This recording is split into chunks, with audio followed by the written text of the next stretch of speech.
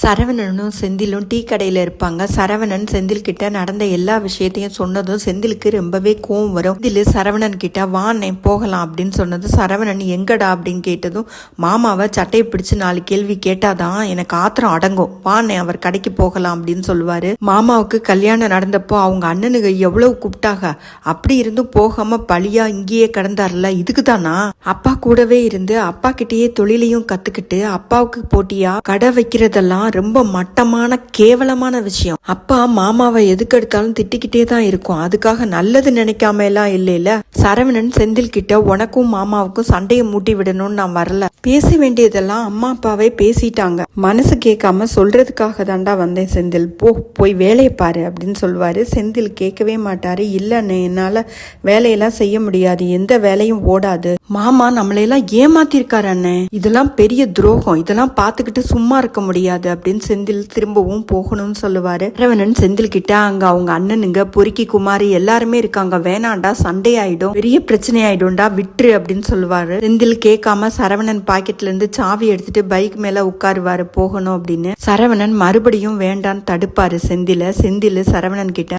எனக்கு யாராவது துரோகம் பண்ணினா அப்பா கை கொட்டி சிரிப்பாரு, அப்பாவுக்கும் எனக்கும் 1008 பிரச்சனை இருக்கும், அதுக்காக அப்பாவுக்கு யாராச்சும் துரோகம் பண்ணா பாத்துக்கிட்டு சும்மா இருக்க முடியாது, வா போகலாம் அப்படின்னு சொல்லிட்டு பைக் எடுப்பாரு. சரவணன் பொறுமையா இரு செந்தில், அப்பா ஏற்கனவே உன் மேல கோபமா இருக்காரு, இன்னும் கொஞ்சம் பெரிய பிரச்சனையா ஆக்கிடாத அப்படின்னு சொல்லி தடுத்து நிறுத்துவாரு. சரிண்ணே நீ சொல்றத கேக்குறேன், நான் சண்டையெல்லாம் போடல, வாண்ணே கடை எங்க இருக்குன்னு மட்டும் பார்த்துட்டு வந்துடலாம் அப்படின்னு சொல்லிட்டு 2 பேரும் போவாங்க. கடையில சக்திவேல், குமார், சுகன்யா, பழனி 4 பேருமே இருப்பாங்க. இவங்க போன உடனே பழனி அவரோட ஆதங்கத்தை எல்லாம் சொல்றதுக்காக, அவர் என்ன நடந்ததுன்னு சொல்றதுக்காக வேகமா வெளியில வருவாரு. செந்தில் ரொம்ப கோவமா இருந்ததுனால பழனிய சட்டையை பிடிச்சு, என்னையா மனுஷன் நீ பண்றதெல்லாம் பெரிய துரோகம், இந்த பொழப்பு பழைக்கிறதுக்கு நீ குடும்பத்தோட எங்களை கொண்டிருக்கலாம் அப்படின்னு சொல்லிட்டு பயங்கரமா செந்தில் பழனி கிட்ட கத்துவாரு. பெரிய சண்டை ஆயிடும், எல்லாருமே ஒருத்தருக்கு ஒருத்தர் அடிச்சுக்குவாங்க. சுகன்யா இடையில போய் பயங்கரமா கத்துவாங்க.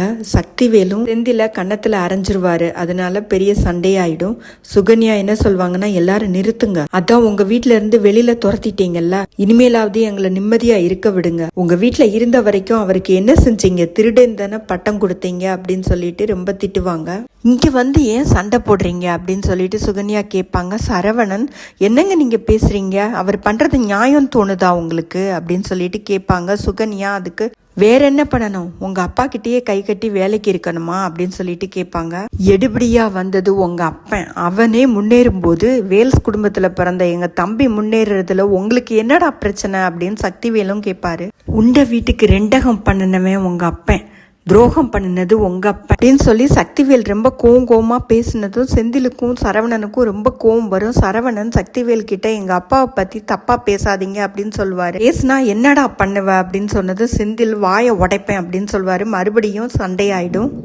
இதுக்கு இடையில பழனி ரொம்ப கத்துவாரு. எல்லாரும் நிறுத்துங்க, என்னை வச்சு ஒரு சண்டை வேண்டாம், போதும்டா சாமி, நிறுத்துங்க அப்படின்னு சொல்லுவாரு. செந்தில் பழனி கிட்ட அப்படியே நல்லவன் மாதிரி நடிக்காத, இப்படிலாம் பண்றதுக்கு உனக்கு கூச்சமா இல்ல அப்படின்னு சொன்னதும் பழனியும் ரொம்ப கத்துவாரு. ஆமாண்டா எனக்கு கூச்சமா இல்ல, உங்க அப்பா கடை நடத்துற இதே தெருவில் நானும் கடை நடத்துறதுக்கு எனக்கு கொஞ்சம் கூட கூச்சமா இல்ல அப்படின்னு சொன்னதும் அரவணன் அவங்க மாமா கிட்ட, நீயா மாமா இப்படிலாம் பேசுற அப்படின்னு சொல்லிட்டு ஆச்சரியத்துல அப்படியே உறைஞ்சு போவாரு. அதுக்கப்புறமும் பழனி விடமாட்டாரு. இதுதான் என் திட்டமே, இத மனசுல வச்சுக்கிட்டு தாண்டா உங்க கூட எல்லாம் இருந்தேன், எங்க அப்பா கிட்ட தொழிலையும் கத்துக்கிட்டேன், நான் துரோகி தாண்டா, உங்க அப்பா தான் என்ன கழுத்தை பிடிச்சு வெளியில தள்ளாத குறையா வீட்டை விட்டு வெளியில போன்னு அனுப்பிச்சிட்டாருல, அப்புறம் ஏன்டா இங்க வந்து சண்டை போடுறீங்க அப்படின்னு சொல்லிட்டு ரொம்ப கோவமா பேசுவாரு. செந்திலுக்கும் சரவணனும் வாய் அடைச்சு போய் நிப்பாங்க. கோமதி வீட்டுல எல்லாருமே வருத்தமா உட்கார்ந்துருப்பாங்க. அப்ப கார்ல வடிவு, மாறி, அவங்க மாமியாரு 3 பேரும் வந்து இறங்குவாங்க. அந்த சத்தம் கேட்டு கோமதி வேகமா வெளியில வருவாங்க. கூடவே ராஜி, மீனா, ஐலு எல்லாருமே வருவாங்க. அவங்களுக்குள்ளேயும் சண்டை ஆயிடும். கோமதி அவங்க அம்மா கிட்ட, நீ இப்படி பண்ணுவன்னு நான் நினைக்கவே இல்லம்மா, நீ எல்லாம் ஒரு அம்மா, இனிமே உன்னைய அம்மான்னு வாயில கூப்பிடவே மாட்டேன், இந்த குடும்பத்தோட சேரணும்னு ஆசைப்பட்டேன் பாத்தியா, என்னைய சொல்லணும் அப்படின்னு பயங்கரமா திட்டுவாங்க. மீனாவும் வடிவுகிட்டையும் மாறிக்கிட்டையும் ரொம்ப கோவமா பேசுவாங்க. மீனா திருப்பி பேசுறதுனால வடிவு மீனா கிட்ட, என்னம்மா கொஞ்சம் கூட மரியாதை தெரியாத பொண்ணா இருக்க, பெரியவங்கன்னு கூட கொஞ்சம் கூட பார்க்காம என்ன பிள்ளை வளர்த்துருக்காங்க அப்படின்னு சொன்னதும் மீனாவுக்கு ரொம்பவே கோவம் வரும்.